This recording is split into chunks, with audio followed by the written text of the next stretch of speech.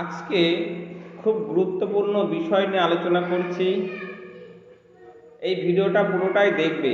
যারা আর্টসের স্টুডেন্ট আছো, কলেজে হয়তো ফার্স্ট ইয়ারে পড়ছো বা সেকেন্ড ইয়ারে পড়ছো বা কলেজ পাস করে বাড়িতে বসে আছো, কোনো চাকরি বাকরি পাচ্ছ না, তারা ফার্মাসিস্ট কোর্স করে নাও।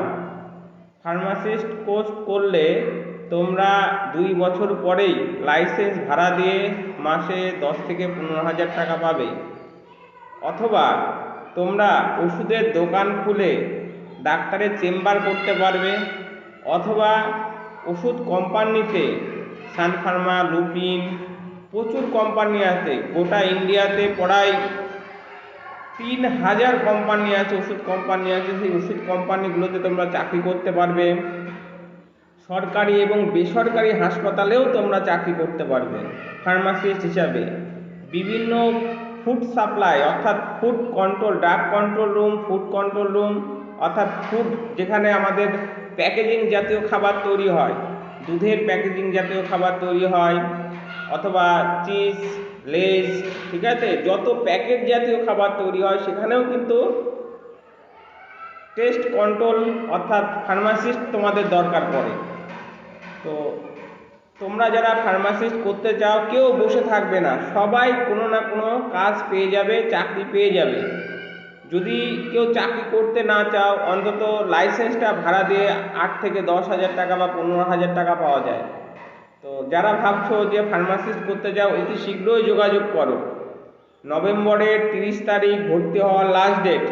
এরপরে আর ভর্তি হওয়া যাবে না। আবার 2026 সালের জন্য ফর্ম ফিল আপ শুরু হবে। তো যারা বছর নষ্ট করতে চাও না, তারা অতি শীঘ্রই যোগাযোগ করো। যারা চাকরি বাকরি করতে চাও, কোনো কর্মমুখী কোর্স করতে চাও, আর্টস নিয়ে যারা পড়ো বা সায়েন্স নিয়ে পড়ো, কমার্স নিয়ে পড়ো, তারা অতি শীঘ্রই যোগাযোগ করো। ফার্মাসিস্টে ভর্তি হলে কিছু করে খেতে পারবে, আর বেকার হয়ে ঘুরে থাকতে হবে না। অন্তত লাইসেন্সটা ভাড়া দিতে পারবে, অথবা ওষুধের দোকান দিতে পারবে, ডাক্তারের চেম্বার বসাতে পারবে।